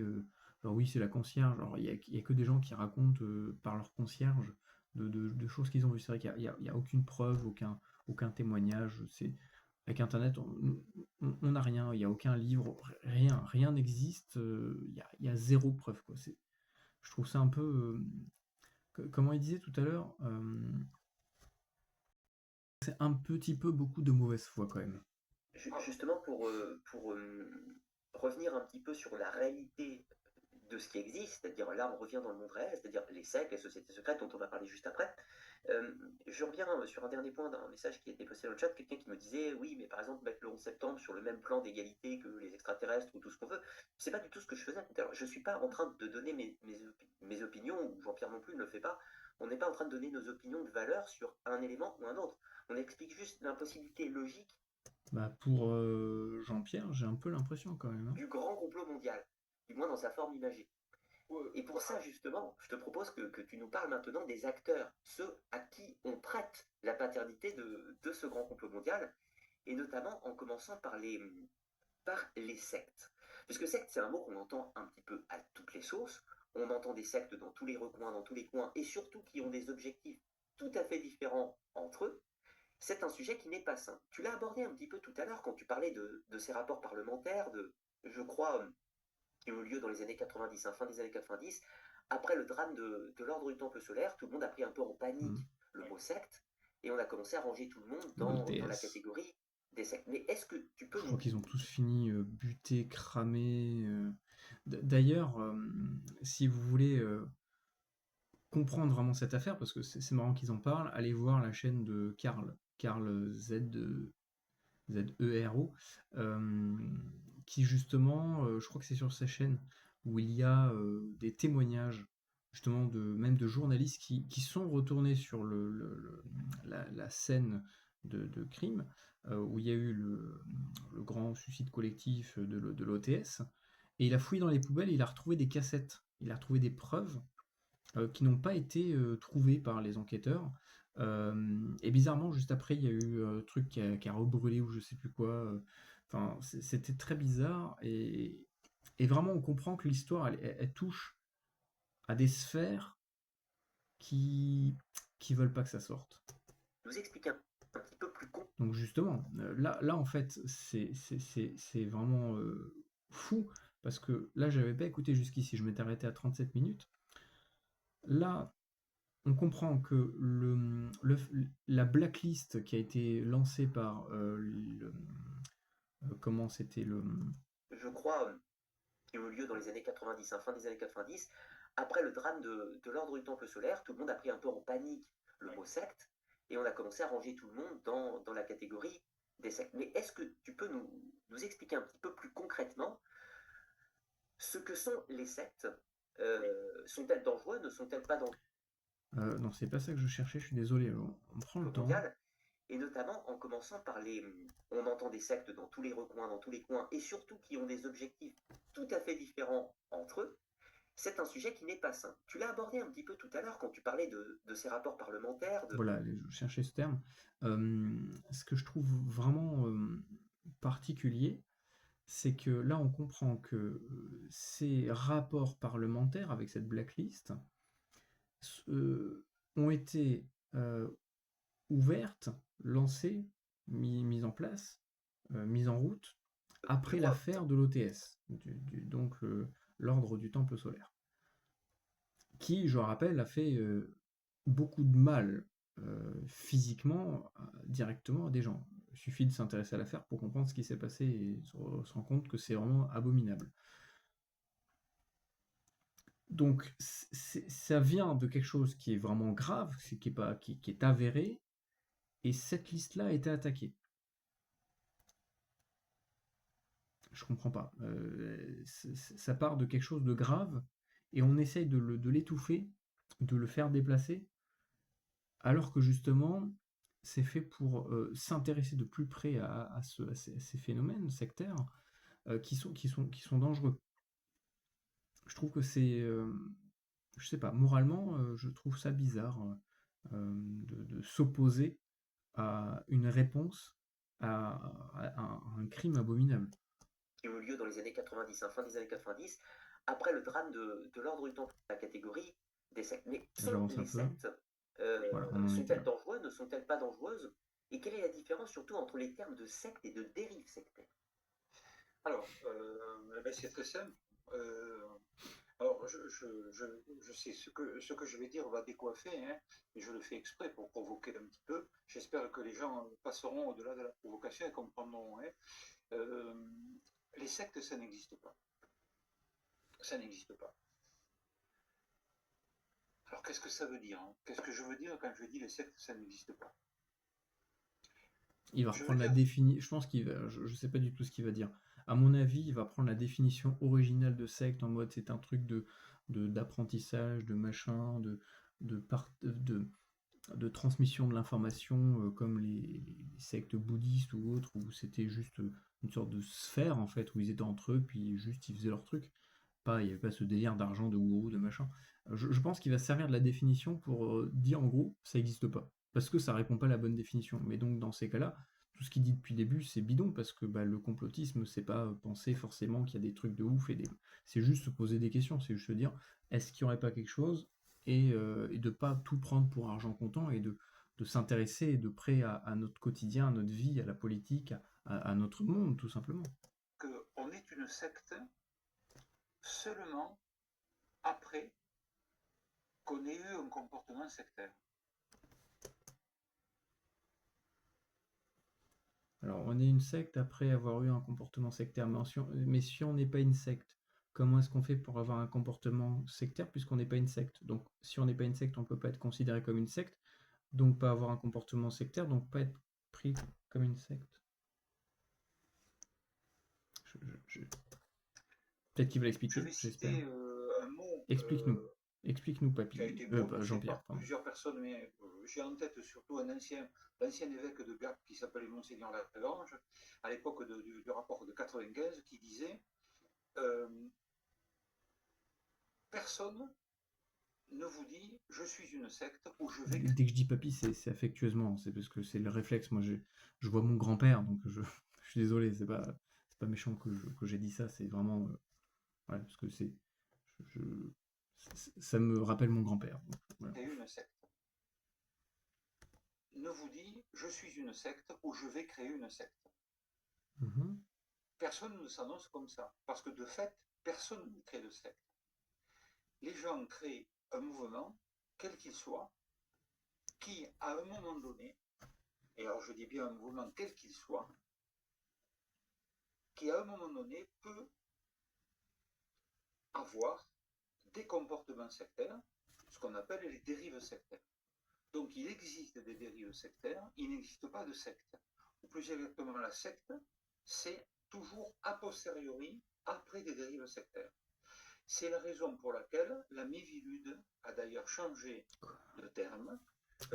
Là, on arrive au changement de définition. Ça, c'est un gros problème, c'est que tout change, donc on change tout en fait. C'est comme si tu changes le code d'informatique d'un seul coup du jour au lendemain. Hop là, alors le C++, c'est plus ça, c'est le A, c'est B, B, c'est C, et c'est le bordel. Il n'y a pas de secte. Il n'y a que des dérives.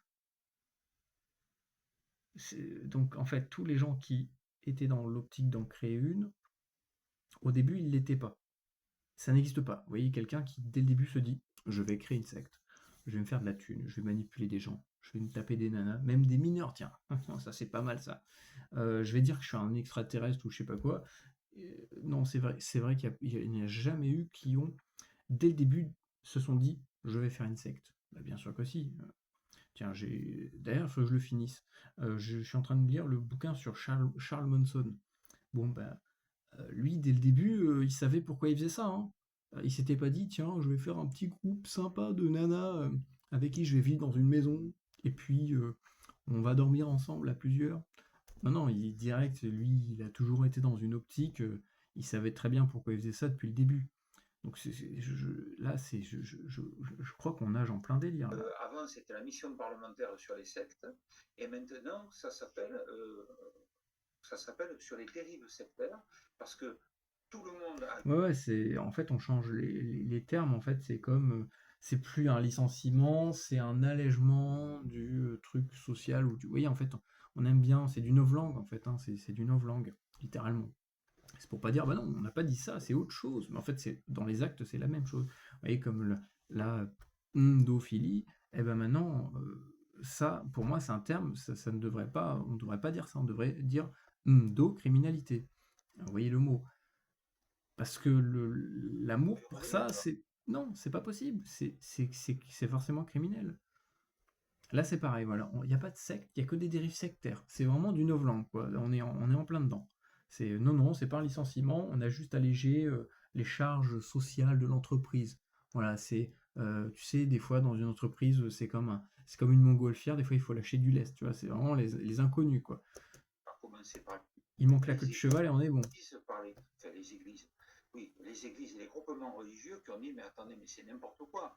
Je veux dire, parce qu'à ce moment-là devient une secte toute personne qui n'est pas de votre avis, qui n'est pas dans le sens commun, qui n'est Ah pas non, dans... une secte, il faut répondre à des critères bien précis, tout comme un dogme. Tu peux pas dire que n'importe quoi est un dogme, il faut que ça réponde à des critères bien précis, tout comme une religion. Je comprends pas, chaque mot a une définition et c'est pas pour rien, parce qu'elle répond à des critères bien précis. Et si on dit turquoise plutôt que bleu, c'est parce que ça peut ressembler à du bleu, mais que c'est pas du bleu, que ça part aussi dans le vert. Bon ben voilà. Donc je pense qu'il faut arrêter de vouloir faire du novlangue tout le qui ne temps là. marche pas en ligne selon... Donc, la seule chose qui peut signer une secte, c'est la dérive sectaire. Alors, là encore, vous comprenez à quel point j'étais provocateur quand j'ai dit les sectes, ça n'existe pas. Bien sûr qu'il existe des sectes. Il existe des groupements qui, à un moment donné, ont dérapé, Non, il en se existe qui sont sont mis dans de une facto. position telle qu'ils ont commis des dérives sectaires. Et Alors peut-être qu'ils parlent que aux yeux de la loi. à ce moment-là, en fonction des lois du pays dans lesquelles... J'étais en avance de 3 secondes. C'est que lui, là, il a une vision purement juridique. Les sectes, ce n'est pas une affaire juridique.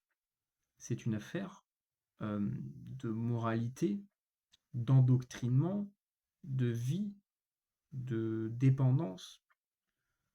C'est pas une question juridique. En fait, lui, là, il est en train d'esquiver le truc en mode oui, mais juridiquement, c'est pas. Nous, on considère pas ça comme ça. Il faut que ça soit une dérive sectaire parce que juridiquement, le cadre est comme ça, mais on parle pas du cadre juridique. Je comprends pas. ça se passe, on peut dire, On peut le voir sous l'aspect juridique, mais c'est pas juste avec cet aspect-là qu'il faut le voir. Les gens qui étaient dans une secte et qui en sortent ou qui en souffrent ou qui en meurent, ils s'en foutent de l'aspect juridique. Eux, ce qu'ils veulent, c'est l'aspect humain, c'est ce qui se passe, c'est le concret. Ou pas une secte. Ils ont des comportements sectaires, c'est une secte ou ça n'est pas.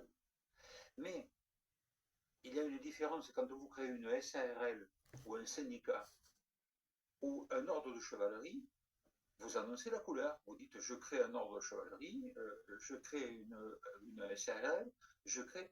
Mais personne ne dit je crée une secte. En revanche, une SARL peut devenir une secte. Un ordre de chevalerie peut devenir une secte. Okay. Un syndicat peut devenir une secte. Un groupement politique peut devenir une secte. Oui, là, il parle juridiquement. Là, tous les statuts qu'il a énoncés, ce sont des statuts juridiques. Du moment où il a des dérives, il fait des dérives sectaires. Du coup, j'y viens, je fais une petite interlude, mais qui me semble important. Du coup, une secte n'est pas forcément liée à une connotation religieuse. Bien sûr que non. Important de le préciser, oui. Bien sûr que non. Alors, si il y a une connotation religieuse. C'est marrant parce qu'il fait oui de la tête. Non, c'est important de le préciser. Non, c'est pas religieux. Oui, bien sûr que non. Alors, si tu me le permets. Le non-verbal, hein. Je vais donner quelques... Ah ben bien sûr, je te le permets, avec grand plaisir. On va pas tarder à arrêter parce que 1h30 déjà. Tu le sais, on se connaît bien, je suis un fou furieux de la définition et des étymologies. Hein.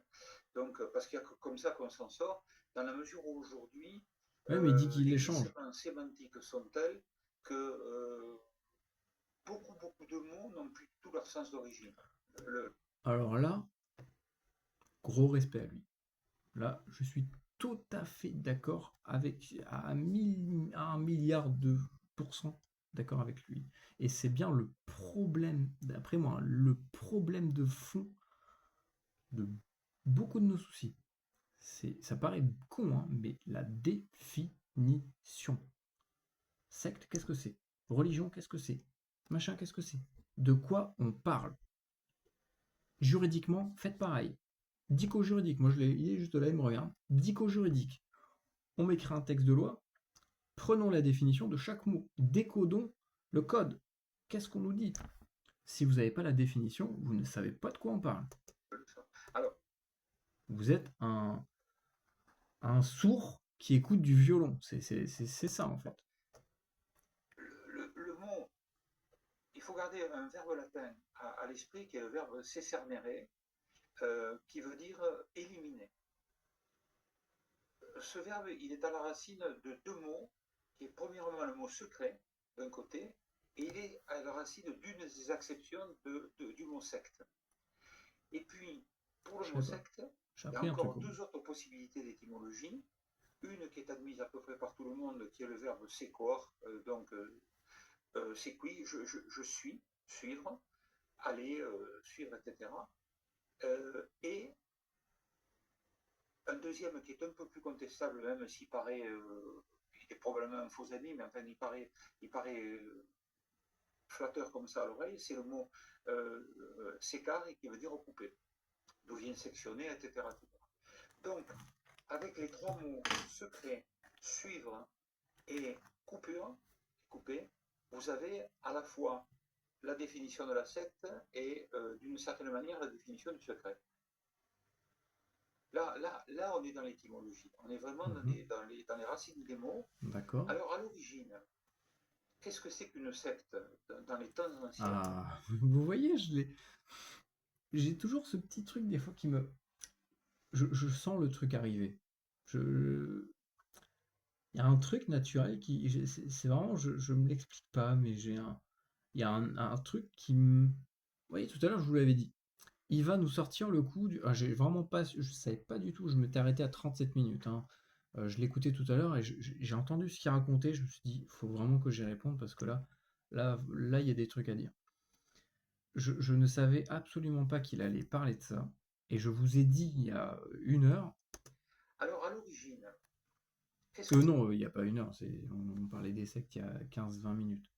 Autant pour moi. Je vous ai dit, à tous les coups, il va nous sortir l'origine du mot secte. Et c'est pour ça qu'il dit que ça n'existe pas. Tout en disant que le mot secte existe parce que ça existe, mais sous une autre forme. Et il dit que la définition est hyper importante, tout en mélangeant des définitions. Parce qu'il mélange, là il va parler de la définition de ce qu'est une secte à l'origine, et il mélange la définition de la secte au sens moderne qu'on l'entend. Et il dit, c'est important la définition, il faut qu'on soit basé là-dessus, sur les mêmes. c'est Alors pourquoi vouloir mélanger les pinceaux? Soit on reste sur l'ancienne définition, soit on reste sur la nouvelle, mais là il est en train de mélanger les deux. une secte C'est dans bizarre. les temps anciens? Parce que le mot secte existe depuis très très longtemps. Il est très ancien. En fait,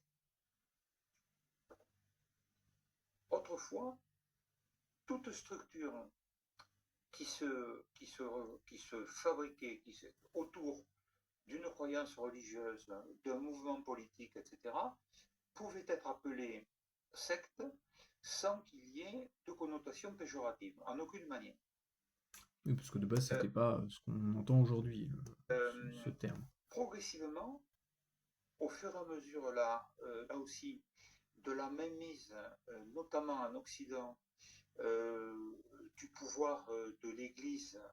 Quand je dis le pouvoir de l'Église, j'essaie là non plus, je ne plaide pas à charge, hein, j'essaie de rendre à chacun ce qui est à chacun, et donc je ne fais pas Petite référence biblique, rendre à César ce qui appartient à César, Mais les disons classiques. que l'Occident a été, comment dirais-je, s'est élevé dans le christianisme. Euh, il faut savoir que les chrétiens des premiers siècles, quand ils étaient persécutés par les Romains, Ils se etc., cachaient. étaient considérés comme sectes. On parlait de la secte chrétienne, la secte des chrétiens. Tout simplement parce qu'ils étaient séquoirs, ils suivaient, et ils étaient sécarés, coupés du reste de la population. Ils se cachaient. Et évidemment, ils se cachaient parce qu'il y avait la clandestinité, la nécessité de se reconnaître entre soi avec des signes de Les reconnaissance, etc. poissons, Et vous allez voir donc déjà à travers des signes de reconnaissance qu'adoptaient les chrétiens, hein, le double poisson, le cyprès blanc pythagoricien dans certains cas, enfin, l'encre. etc. Euh, vous allez vous rendre compte que ces signes de reconnaissance préludent aussi et sont communs à ce qui va devenir la société secrète. Et là, on est déjà mais on va y venir après. Donc, Bon, après ça, c'est on va arrêter, et si ça vous tente, on fera un autre épisode. Je vous rappelle que si vous voulez soutenir la chaîne, il y a un petit Tipeee là, et ça me permet de me donner un gros coup de pouce. Et au départ, le mot secte n'a pas de connotation péjorative. Progressivement, au fur et à mesure que on a appelé secte ce qui était hors du champ de l'ordinaire classique, le mot sectaire, le mot sectateur, etc., est devenu synonyme du mot hérétique. Hérésie en grec qui veut dire le choix. Hein. L'hérétique, c'est celui qui fait un choix qui est différent de la normale, disons, de la norme. De la dissidence, enfin, on voit, voilà, c'est devenu tout ça.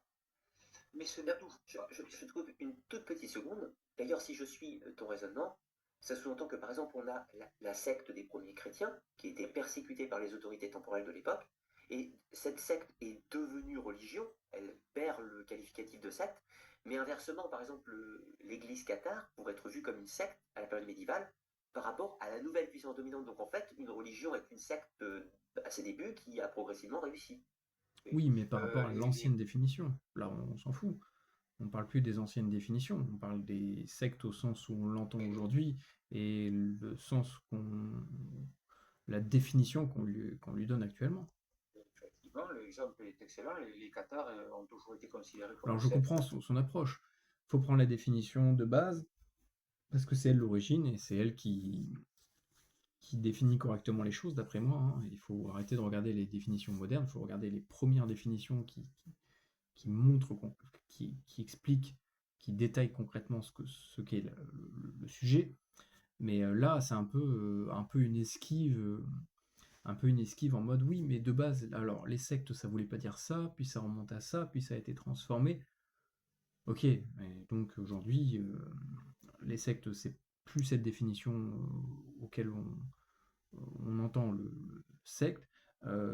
Elles existent et elles sont bien définies en tant que secte.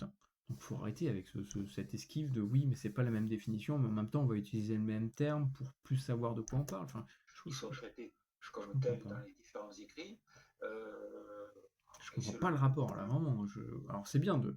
En vrai, il a raison de faire ce qu'il fait, de donner la définition et d'expliquer, parce que c'est vrai que moi, déjà, il y a très longtemps, je savais que une secte, au sens premier, enfin, au sens où ça existe, la première définition qu'il y a eu du mot secte, c'est plus du tout pareil qu'aujourd'hui. Et bien souvent, les gens tiquent là-dessus et tu leur dis, bah non, ça veut pas dire ça de base, comme beaucoup de mots. Mais bon. C'est tout des qualificatifs qu'on leur donne. Hein. Bon. Donc c'est bien de le rappeler, mais je vois pas qu'est-ce que ça a à faire dans l'histoire de notre sujet, en fait.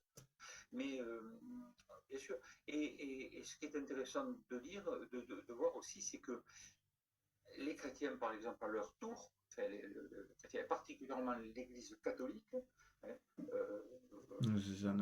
pour moi, ça n'a rien à voir. Les cathos et les chrétiens, même s'ils ont des connexions, moi je distingue bien les deux. Cathos, Rome, Rome aujourd'hui, ils sont pas pour le Christ. Hein. Donc l'Église catholique étant une partie de la chrétienté, hein, l'Église catholique comptant elle-même 24 églises, dont une est majoritaire et s'appelle l'Église latine ou l'Église romaine, qui représente 95% des 24. Donc, mais les 23 autres reconnaissant l'autorité du pape, mais ayant pour le reste c'est les églises particulières qu'on appelle, mais ayant par ailleurs leur indépendance. Et bien cette église catholique, à un moment donné, dès qu'elle a eu le pouvoir et qu'elle s'est cumulée au temporel, c'est-à-dire qu'elle est devenue l'église d'État, donc qu'elle a commencé à cheminer d'une manière conjointe avec les pouvoirs temporels, à son tour, cette église s'est conduite souvent d'une manière particulièrement cruelle, avec un certain nombre de dissidents qu'elle s'est mise à considérer comme des sectes. C'est un éternel recommencement. Et c'est pas simplement le catholicisme, hein. C'est pareil pour les bouddhistes dans certains pays, pour les musulmans dans d'autres, etc. Toute religion qui à ses débuts a eu des moments difficiles a fonctionné comme une secte. Dès qu'elle commence à prendre le pouvoir, oui, mais au sens premier, va à son tour avoir des mouvements de pression et des mouvements Par de- rapport à il va l'ancienne vouloir avoir la définition. prééminence sur les autres et empêcher que les têtes dépassent. Voilà. Alors là, du coup, tu m'amènes à une question suivante. Alors, petit écart avant de revenir à l'impact hypothétique des sectes avec quelques exemples et cette histoire de grand complot. Mais du coup, cette secte des départ qui devient possiblement religion ou une idéologie dominante, comme le marxisme ou autre, que certains ont pu voir comme étant le grand complot mondial, hein, fut un temps, le marxisme, le fascisme ou autre, et qui en fait était un complot qui s'opposait à d'autres complots, si on veut. Mais du coup, on a toujours, que ce soit religion ou idéologie, à la fin un dogme. Est-ce que fondamentalement c'est le cœur et la plus grosse des dérives sectaires, c'est-à-dire que le dogme est une incapacité, Bon, là, ça part sur un autre sujet. On va s'arrêter ici, 1h45. Si vous avez écouté jusqu'ici, franchement, vous êtes des warriors. Moi, je vais aller me coucher. Si vous voulez que je continue, là, on est à 49-58, donc à 50 minutes tout pile. Au moins, on a le time code pour la prochaine fois. Si vous voulez que je continue, dites-le moi en commentaire. N'hésitez pas à soutenir la chaîne. Et voilà, me dire ce que vous en avez pensé, votre opinion, répondre un petit peu à ce que moi j'ai pu dire. Si vous avez des infos complémentaires sur des choses sur lesquelles j'ai peut-être des lacunes, n'hésitez surtout pas à le faire. Voilà, j'espère que ça vous a plu. L'idée, donc je le rappelle, c'est de créer un débat réfléchi, constructif, éclairé, en évitant qu'il y ait l'ego qui rentre en jeu en mode oui, non mais moi j'avais raison et donc si et donc toi t'as tort. C'est pas le but de la chaîne. Le but de la chaîne, c'est de bien d'essayer de faire un éclaircissement sur beaucoup de sujets, de creuser et de ne pas rentrer dans une manière de voir les choses trop dogmatique, trop voilà tout ça. Moi, c'est pas ma vision du truc et c'est pas ce que je veux proposer sur ma chaîne. Voilà, je vous souhaite une bonne soirée, prenez soin de vous. N'hésitez pas à aller voir le live complet, à regarder la chaîne Arcana. Voilà, c'est Ludovic. Je cherchais, c'était écrit en bas son nom. Je vous souhaite une bonne soirée, puis à bientôt.